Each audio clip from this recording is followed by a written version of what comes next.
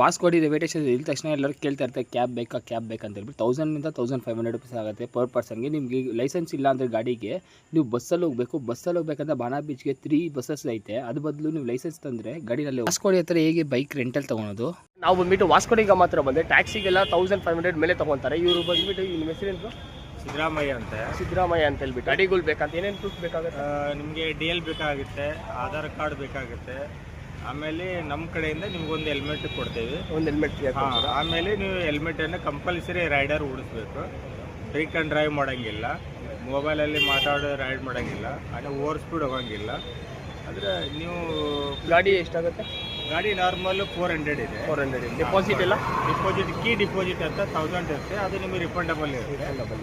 ಗಾಡಿ as it is ತೊಗೊಂಬಂದು ಕೊಡಬೇಕು. ಗಾಡಿ ಆದರೆ ನಿಮಗೆ ಕಾಲ್ ಮಾಡಿ 24 hours ಕಾಲ್ ಮಾಡಬೇಕು. ಏನೇ ಪ್ರಾಬ್ಲಮ್ ಆಗುತ್ತೆ.